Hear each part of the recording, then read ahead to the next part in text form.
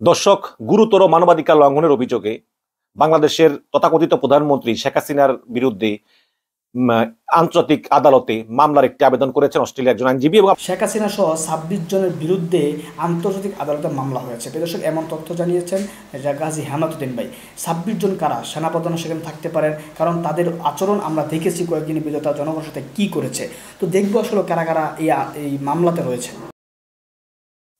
দর্শক, গুরুতর মানবাধিকার লঙ্ঘনের অভিযোগে বাংলাদেশের তথাকথিত প্রধানমন্ত্রী শেখ হাসিনার বিরুদ্ধে আন্তর্জাতিক আদালতে মামলার একটি আবেদন করেছেন অস্ট্রেলিয়ার একজন আইনজীবী। এবং আপনারা জানেন যে গত এক সপ্তাহ ধরে শেখ হাসিনার যেই গণহত্যা চালিয়েছে বাংলাদেশে, একদম হেলিকপ্টার থেকে গুলি করে, মেশিন গান ব্যবহার করে, স্নাইপার ব্যবহার করে, পৃথিবীর ইতিহাসে এরকম খুব কমই ঘটনা আছে যে নিজের দেশের মানুষের উপর এই ধরনের বর্বরোচিত আক্রমণ হয়, কিন্তু আমরা তা দেখলাম। তো এই কারণেই দেশে বিদেশে বিভিন্ন বিভিন্ন সমাজ, বিভিন্ন মানবাধিকার সংস্থা বা বিভিন্ন নাগরিক সমাজ তারা আসলে শেখ হাসিনার বিচার দাবি করতেছিল। ঠিক এমন এক সময় অস্ট্রেলিয়ার একজন আইনজীবী তিনি আন্তর্জাতিক অপরাধ আদালতে মামলার আবেদন করেছেন শেখ হাসিনার বিরুদ্ধে। এবং দেখা যাক কি, আমি একটু সাংবাদিক জুলকারনাইন সায়ের সামির ফেসবুক পেজ থেকে একটু পড়ে শোনাই।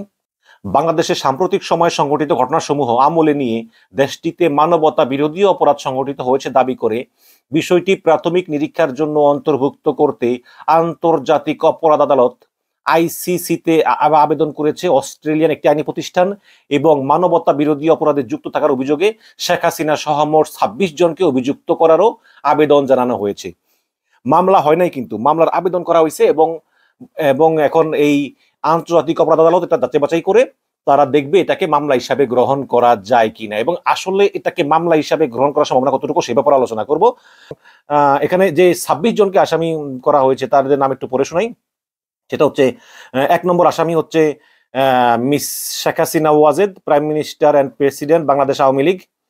Mister Asaduzzaman Khan Kamal, ministry of home affairs. Mister Obaidul Quader, minister of road transport and bridge and general secretary Bangladesh Awami League. Mister Anisul Huq, minister of law, justice and parliamentary affairs. Mister Mohibul Hasan Chowdhury, minister of education. Mister Mohammad Ali Arafat, minister of state for information and broadcasting. Mister Zunaid Ahmed Palak, minister of state for post telecommunication and information technology. Mister Chowdhury Abdullah Al Mamun, inspector general of Bangladesh police.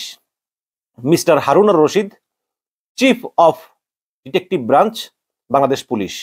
Mister Harunur Rashid, director general of rapid action battalion RAB, মানে ওই র্যাবের প্রধান আর DB প্রধান দুইটার নামই ছিল হারুন। তো DB প্রধান থেকে হারুন সরে গেছে এখন, যাই হোক। Inspector Apurba Hasan, Bangladesh police. General Wakaruzzaman, chief of army staff. Major general Mohammad Ashrafuzzaman Siddiqui, director general of border guard Bangladesh, BGB প্রধান। Brigadier S M Zakaria Hussain, 14 independent engineers brigade Bangladesh army.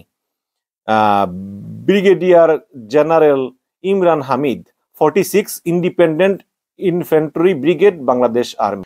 Brigadier general MD Nishatul Islam Khan, director internal affairs bureau, DGFI. Lieutenant colonel Redwanul Islam, Bangladesh army. Major MD Noman Al Faruk, deputy commander 23 Bengal regiment Bangladesh army. Mister Saddam Hossain, president Bangladesh Chhatra League. Mister Sheikh Wali Asif Inan, general secretary Bangladesh Chhatra League.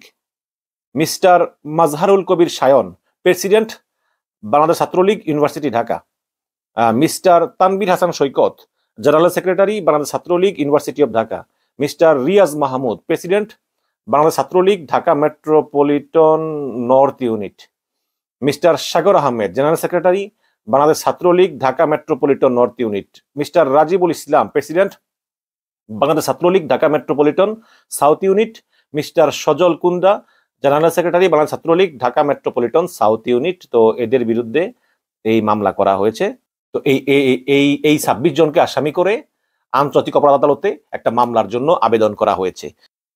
তো আপনারা দেখলেন যে অস্ট্রেলিয়ার একজন বিজ্ঞ আইনজীবী তিনি আন্তর্জাতিক অপরাধ আদালতে মামলা করেছেন শেখ হাসিনা সহ ২৬ জনের বিরুদ্ধে অভিযোগ যে তারা মানবতা বিরোধী অপরাধ করেছেন। এখন প্রশ্ন হচ্ছে যে আন্তর্জাতিক অপরাধ আদালত এই মামলাটি গ্রহণ করবে কিনা। দেখুন, এখানে কিছু বিষয় আছে। সেটা হচ্ছে যে শেখ হাসিনা যে গণহত্যা চালিয়েছে এটা কিন্তু সত্য, এটা অলরেডি এস্টাবলিশড। আমরা যদি দেশের ব্যাপার বাদও দিই, বিদেশি যে বড় বড় সংস্থাগুলো, বিশেষ করে amnesty international, human rights watch, তারপর জাতিসংঘ, তারা স্পষ্ট বলেছে যে পুলিশ যে বিক্ষোভকারীদেরকে দমনের জন্য প্রাণঘাতী অস্ত্র ব্যবহার করেছে সেটার যথেষ্ট প্রমাণ তাদের কাছে আছে, এবং ভিডিও ফুটেজগুলো তারা সত্য বলেই তারা প্রমাণ পেয়েছে, এবং এগুলো দ্বারা গণহারে এই বিক্ষোভকারীদেরকে হত্যা করা হয়েছে, স্নাইপার দিয়ে হত্যা করেছে, হেলিকপ্টার থেকে গুলি করে হত্যা করেছে। তো তো এরকম প্রমাণ কিন্তু অলরেডি এস্টাবলিশড। অ্যামনেস্টি ইন্টারন্যাশনালের সিনিয়র ডিরেক্টর ডেপ্রোজ মুচেনা তিনি বলেছেন যে বাংলাদেশ থেকে আসা ভিডিও এবং ছবির ক্রমাগত যাচাই এবং বিশ্লেষণে আমি এক ভয়াবহ চিত্র পেয়েছি। তিনি আরো বলেছেন যে বিক্ষোভকারী শিক্ষার্থীদের উপর গুলি, আবদ্ধ জায়গায় শিক্ষার্থীদের উপর বিপজ্জনক টিয়ার সেল নিক্ষেপ, নিরাপত্তা বাহিনী AK-47 রাইফেল, স্নাইপার সহ প্রাণঘাতী অস্ত্রের যথার্থ ব্যবহার করা হয়েছে। এখন সেই আবারও একই প্রশ্ন যে ইন্টারন্যাশনাল ক্রিমিনাল কোর্ট মানে আন্তর্জাতিক অপরাধ আদালত তারা এই মামলাটা আমলে নিবে কিনা। দেখুন, এই বিষয়ে জাতিসংঘ নিয়োজিত মানবাধিকার বিশেষজ্ঞ এবং নরওয়ের ইউনিভার্সিটি অফ অসলোর আন্তর্জাতিক আইনের অধ্যাপক সিসিলিয়া এম বাইয়ে তিনি বলেছেন যে যে কোনো দেশে মানবাধিকার লঙ্ঘনের তথ্য প্রমাণ জাতিসংঘের আওতায় মানবাধিকার সংক্রান্ত যে মেকানিজম আছে সেখানে তুলে ধরতে পারে। মানে জাতিসংঘের আওতায় যেসব সংস্থাগুলো আছে যারা মানবাধিকার নিয়ে কাজ করে তাদের কাছে তুলে ধরতে পারে। এবং তিনি আরো বলেছেন যে আপনারা দেখেছেন যে জাতিসংঘ মানবাধিকার বিষয়ক হাইকমিশন খুব শক্ত বিবৃতি দিয়েছেন, তারা বলেছেন তাদের কাছে প্রমাণ আছে, তার মানে জাতিসংঘ বিষয়টিতে প্রতিক্রিয়া দেখাচ্ছে। সিসিলি আরো বলেছেন যে মানবাধিকার লঙ্ঘন হলে এবং মানবতা বিরোধী অপরাধ হলে দেশের ভিতর থেকে একটা গোষ্ঠী যখন খুব প্রতিবাদ করে সেটা ভালো কাজ দেয়। এটা কিন্তু বাংলাদেশে আছে, বাংলাদেশের ছাত্র জনতা তারা কিন্তু প্রতিদিন রাজপথে এটার প্রতিবাদ করতেছে, এবং তারা তথ্য প্রমাণ সংগ্রহ করে, ভিডিও ফুটেজ সংগ্রহ করে, সাক্ষী সংগ্রহ করে তারা কিন্তু সহযোগিতা করতে প্রস্তুত। তো এটা খুবই একটা গুরুত্বপূর্ণ জিনিস। এবং তিনি আরো বলেছেন যে বিভিন্ন আন্তর্জাতিক সংস্থা তথ্য উপাত্ত জোগাড় করার মাধ্যমে সত্য ঘটনা তুলে ধরছে, এবং পাশাপাশি মাঠে কি ঘটতেছে সেগুলোও কিন্তু জনগণের তুলে ধরতে হবে। তো তিনি আরো বলেন যে আন্তর্জাতিক অপরাধ আদালত তারা মামলা নেওয়ার আগে তারা দেখবে যে বাংলাদেশের প্রচলিত বিচার ব্যবস্থায় আসলে বিচারটা কিরকম হচ্ছে, বা যারা এই গণহত্যার জন্য দায়ী তারা আসলে বিচারের মুখোমুখি হচ্ছে কিনা।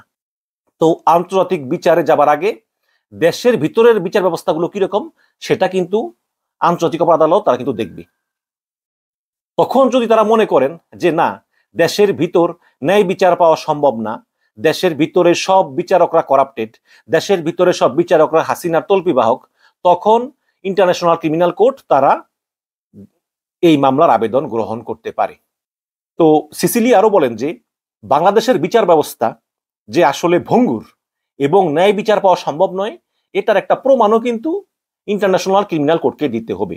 অবশ্য এই প্রমাণ ভুরি ভুরি আছে, এই সব প্রমাণ দিতে মানে হাজার হাজার দেওয়া লাগবে, কারণ গত 15 বছরে তো শেখ হাসিনা প্রত্যেকটা প্রতিষ্ঠান ধ্বংস করেছে, বিচার বিভাগ সহ। এবং ইন্টারন্যাশনাল ক্রিমিনাল কোর্ট এই মামলা নেওয়ার আগে দুটো বিষয় পরীক্ষা করবে। একটা হচ্ছে যে এই মামলার সত্যতা কিরকম। একজন প্রসিকিউটর তিনি সম্পূর্ণ ভিডিও ফুটেজ, সাক্ষী এবং বিভিন্ন হিউম্যান রাইটস প্রতিষ্ঠানের বিভিন্ন লোকদের সঙ্গে মত বিনিময় এগুলো তো করবেনই, করার পরে আরো দেখবেন যে ঘটনাগুলো যেই সময়ের ভিতর ঘটেছে ওই সময় আসলে সরকারের পক্ষ থেকে কি কি প্রতিক্রিয়া হয়েছে, সরকার কি পদক্ষেপ নিয়েছে, এবং ওই সময় বাংলাদেশের বিচার বিভাগের বিভিন্ন স্তরে কিরকম প্রতিক্রিয়া ছিল, কেমন ছিল, সেগুলোর মূল্যায়ন করা হবে। এবং করার পরে যদি ইন্টারন্যাশনাল ক্রিমিনাল কোর্ট চিন্তা করে যে না, যথেষ্ট ঘাটতি ছিল, সরকারের বিভিন্ন পদক্ষেপে মনে হয় সরকার জড়িত, এবং বিচার বিভাগের বিভিন্ন পদক্ষেপে মনে হয় যে বিচার ব্যবস্থায় প্রচুর ঘাটতি আছে, বিশেষ করে আমি শুনলাম যে 58টা লাশ পুলিশ গুম করে, মানে পোস্টমর্টেম ছাড়াই পুলিশ দাফন করে ফেলেছে, ওই মানে কিভাবে মারা গেছে রুকার জন্য। আর বাকি যেগুলো পোস্টমর্টেম করা হয়েছে কোথাও লেখা নাই যে গুলিতে মারা গেছে, কোথাও লেখা নাই গুলিতে মারা গেছে। তো এগুলো তো মানে প্রতিষ্ঠিত সত্য। তো তখন যদি দেখা যায় যে দেশের ভিতরে কার্যকর ব্যবস্থা নেওয়ার ক্ষেত্রে ঘাটতি ছিল, তখন সেক্ষেত্রে এইসব প্রমাণ ইন্টারন্যাশনাল ক্রিমিনাল কোর্ট বিবেচনায় নেবে এবং মামলা চালু করবে। তো আমরা আশা করি যে এই ইতিহাসের নিকৃষ্টতম একজন স্বৈরাচার এবং গণহত্যাকারী শেখ হাসিনা, যার নাম আমি বলবো যে ওই নেতানিয়াহুর পরেই, তার বিচার অবশ্যই আমরা চাই এবং তার বিচার যাতে হয়। এবং আমি আহ্বান জানাই, আমি ধন্যবাদ জানাই অস্ট্রেলিয়ান এই লয়ারকে, এবং পাশাপাশি তিনি যদি কোনো সহযোগিতা চান, আশা করি যে বিশ্বের যে হিউম্যান রাইটস অর্গানাইজেশনগুলো আছে তারাও তাকে সহায়তা করবে এবং শেষ পর্যন্ত এই 26 জনকে আসলে বিচারের আওতায় আনা সম্ভব হবে। দর্শক আপনারা দেখলেন সেনাপ্রধান থেকে শুরু করে অনেক প্রশাসনের লোকেরা এই লিস্টে থাকবেন, কারণ তারা